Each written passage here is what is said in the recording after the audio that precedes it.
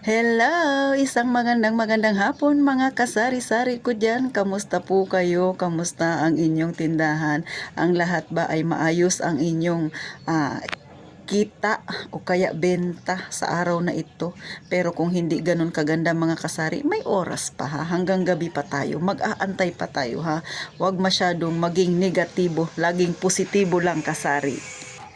So, si Ate Tintin ba paano magpresyo? O, usapang pagpepresyo tayo ngayon. Ulit, itong pagpepresyo ko ay base dito yan sa amin, hindi base sa inyo. So, pwede kayong kumuha ng kaunting idea kay Ate Tintin, pwede rin namang hindi. O. Madalas nating naririnig papatong ng 10%, 15, 20, 25, so on and so on and so forth. English na naman, pataka na naman si Ate Tintin. So ngayon mga kasari, syempre bago ako nagkaroon ng tindahan, naging mamimili rin ako sa mga sari-sari store. At napansin ko lang, hindi talaga sila sabing 10%, 15% ang style nila ng pagpapatong sa paninda, kundi tansyahan. Paano ang tansyahan? Kunwari ang dilata ay 25 pesos mong binili sa grocery store, so ang ginagawa nila, papatong ng 5 piso. Yung iba, 10 piso. So depende yan sa inyo mga kasari ha, kung gaano ang gusto ninyong tubo na itubo ninyo sa inyong paninda. So ganon. Bakit? Yung sinasakto-sakto talaga nila, yung walang mga butal-butal. Kunwari 35, 40. Number 1 na dahilan dyan mga kasari, kasi dito sa amin, mahirap ang coins mga kasari. Ang tagpipiso, tagli 5 piso, sasakit ang ulo mo. Maging sa palengke, ganun. Kada bibili ka, hihingian ka ng piso, 2 piso. Yung mga butal-butal na yan. Ewan ko ba kung bakit mahirap ang coins. Sa malamang, marami syempre nga nag-aalkansya siguro. So ganon, yan ang napansin ko dito sa aming lugar mga kasari, yung saktuhan. So syempre kung binili mo ng 25 pesos sa isang dilata, ibebenta mo ng 30 pesos, bills na ang iyong isusukli, 20 pesos na buo, di ba? Wala nga namang piso-piso. Pero take note, sa pagtitinda, hindi dapat bababa ng 10% ang patong mo ha mga kasari. Pero minsan masigit pa nga sa totoo lang. Katulad ng chichirya mga kasari. So yung ganito, ganyan, eto, at saka eto. Mga kasari, ang bintahan dito sa amin sa grocery store ay 7.50 ang puhunan niyan. So si Ate Tintin, ginagawa ko 10 pesos ang benta ko niyan. So may 2.50 na ako na kita niyan mga kasari. O di ba? O ganun lang kasimple. Minsan sa mga panindang maliliit, hindi na kailangan na mag times ka pa. Alam niyo naman si Ate Tintin ninyo mahina sa math. Diba? So, tansyahan na lang mga kasari. At gaya ng mga ganito, so, eto yung wafelo at saka calchis. Pero, ang calchis talaga yung mabenta sa akin mga kasari. So, ang puhunan sa grocery store niyan ay 11.25. Minsan 11.50. Pero sa titintin ninyo, binibenta ko lang yan ng 14 pesos. So, mabenta siya sa akin. Bakit? Sa ibang tindahan kasi 15 pesos. Hindi ko rin naman alam na 15 pala yung bintahan nila. Sa akin 14 lang kasi sakto lang na makatubo ako ng 2 piso o kaya 150. Nalaman ko lang sa iba kong mga customer. So dito sila bumibili kasi sa iba raw ay 15. Sa totoo lang, pambulaklak lang yung mga ganito mga kasari, mga chichirya na yan. Pambulaklak lang yan sa tindahan. Pero, alam nyo ba, yung sinasabi kong pambulaklak na yan, isa yan sa tumulong sa akin para mapaikot ko kaagad ang aking puhunan. Isa yan sa tumulong sa akin kaya lumago kaagad ang aking tindahan. Dahil isa yan sa pinaka-fast moving sa akin. Dahil ang mga bata dito sa amin mahilig kumain ng chichirya. O, di ba? Anak ko talaga. O, ganun siya mga kasari. Gaya nga ng sinabi ko, kung ano yung fast moving sa inyo, doon ka magtambak ng paninda. At dahil yan nga ang mabenta sa akin sa mga bata, kahit malit ang aking tubo, pero tuloy-tuloy ha, madali siyang maibenta, hindi ako nagkakaroon na expired yan ng mga paninda na ganyang klase. At syempre pa, 'di ba, 750 tapos tutubo kagad ako ng 250. O 'di ba mga kasari? So katulad nito, Philos. Ito ang puhunan nito sa grocery store ay 9 pesos, pero binebenta ko ng 12 pesos mga kasari. So ganun po siya. Depende po. Sa totoo lang yung mga chichirya na yan, mga ganitong klaseng biskuit ay mas malaki pa ang kinikita kaysa sa dilata mga kasari. Kasi nga yung dilata medyo malaki ang puhunan. Katulad ng sardinas ngayon, alam natin na napakamahal mahal na ng sardinas ngayon. Tapos ang tutubuin mo, ang ipapatong mo lang 3 piso. Minsan 4 pesos. At saka matagal pa siya mabenta, mga kasari. Mas mabenta sa akin ng mga chichirya, ha. Pero sa nakikita ninyo nga sa background ko, marami rin akong dilata. Pero syempre, hindi yan nagkakaroon na expiration dyan si Ate Tintin kasi may sinusunod tayong paipo.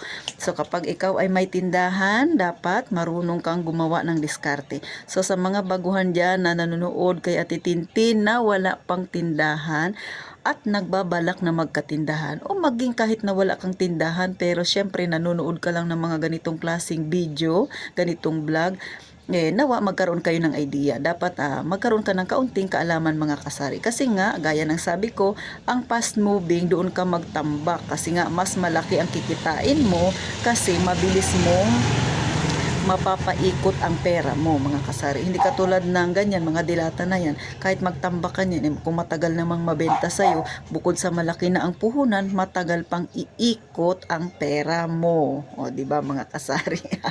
Huwag nyo nang intindihin yung ingay ng aso ng kapitbahay namin. So, ganun siya, mga kasari. Pero, gaya ng sabi ko, yung mga chichirya na yan, mga biskwit na yan, isa yan sa tumulong sa akin para mapalago ang aking tindahan. Sa totoo lang, mga kasari, bukod sa pagre-repack, isa yan sa makakatulong para mapaikot kaagad natin ang ating tindahan kung mabenta sa inyo ang repack-repack na yan. Pero dito sa amin, mabenta nga. Tapos yung mga chichirya na yan, mga biskwit, isa yan sa tumulong talaga sa akin para agad na mapaikot yung aking pera, yung aking puhunan at magkatubo kaagad. Kasi medyo malaki talaga yung aking kinita dyan sa mga ganyan. Sa mga soft drinks ay hindi masyadong, mga kasari. Kasi syempre, seasonal yung mga ganyan. Kumbaga pag may birthday lang, pagka mainit, o ganun, ang madalas talaga na nabibenta sa totoo lang, yung mga ganito, mga kasari, yung mga ganito, mga Tetra Pak. So, si Ate Tintin may Tetra Pak. So, ang puhunan ko dito, mga kasari, ay nasa 850. Tapos binibenta ko siya ng 13 pesos. Huwag nyo nang itanong bakit medyo malaki ang tubo. Kasi papalamigin ko pa siya. Mahal ang kuryente, mga kasari. So, ganun. Gaya nga ng sabi ko, depende po yan sa area ninyo. Tsaka syempre, pag gagamitan nyo na ng ganyan, ng kuryente, dahil mahal, medyo tataasan na natin ang presyo. Pero nasa sa inyo pa rin yan. Ang sa akin ay binibigay ko lang sa inyo, sinishare ko lang sa inyo kung paano si Ate Tintin patong o maglagay ng interest sa kanyang paninda, di ba? Sa kape, kung nakikita ninyo dyan sa taas, mga kasari, so ang puhunan niya sa grocery store ay 12.50. Ang benta ni Ate Tintin ay 15 pesos. Yung saktuhan na naman kasi mahirap ang coins. So 250 yung tubo ko dyan. So ganun lang magpresyo si Ate Tintin, mga kasari. O diba? Hindi na ako kailangan na mag times ka pa ng 100 times 10%. Dapat patong ka ng mga ganun-ganun. So hindi na sa akin uso yan. Pagka matagal ka nang nagtitinda, tansyado mo na yan kung magkano ang ipapatong mo kaagad, mga kasari. Pero eto rin ang isa sa dahilan bakit lumago ang aking tindahan. Isa rin ito sa mga rason. Mga kasari, yung 10%, 15%, 20%, abutin pa ng 30% pa man yan, nananatiling, kung ganyan kalaki yung aking pinapatong, pero nananatiling ang kinukuha ko sa aking tindahan ay 10% lang. At sa 10% na yan, hindi ko siya inuubos. So, sabihin na nating bumenta ako sa maghapon ng 1,000. So, kung ibabase natin sa 10%, which is 100 pesos lang yung akin doon, hindi ko rin kinukuha lahat yung 100. Minsan ay 50 pesos lang, minsan ay 60, 70. So, depende sa aking pangangailangan. Pero, hindi ko sinasagad na 100 talaga. Nag-iiwan pa rin ako kahit papano ng kaunti sa aking tindahan. Bakit? Paano mo mapapalago yan kung kukunin mo lahat yung tinubo ng yung tindahan? So, ganon. Pero sa tutuusin lang, mga kasari, may tinubo pa rin ako doon. Kasi hindi naman 10% lang yung aking tinutubo sa isang item. Sabi ko nga sa inyo, minsan 15, 20, 25, minsan umabot pa ng 30%. Pero depende po yan sa item, mga kasari.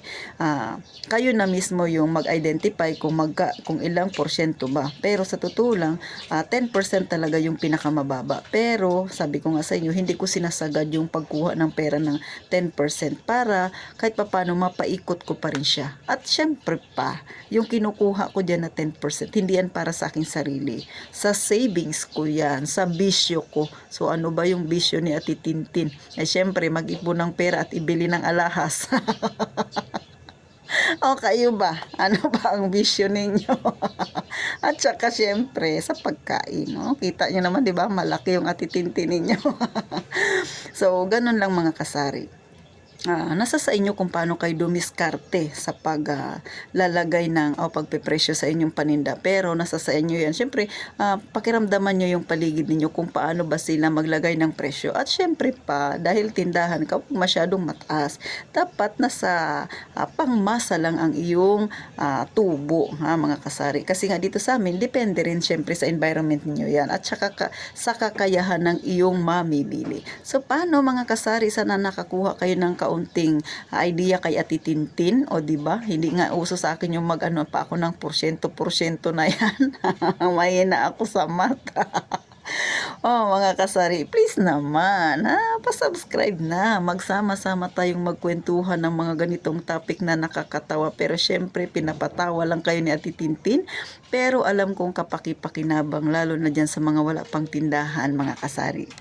Pero syempre, wala pa siyang tindahan pero nagbabalak, kaya siya nanonood kay Ate Tintin. At syempre pa sa mga baguhang tendera din dyan, o kaya nagmamayari ng kanilang tindahan, sana kahit papano magka-idea kayo mga kasari, ha. So, hanggang dito na lang ang munting vlog ni Ate Tintin. At gaya ng palagi kong sinasabi, mag-iingat sa mga customer na palautang na hindi marunong magbayad. Mag-iingat tayong lahat palagi, mga kasari.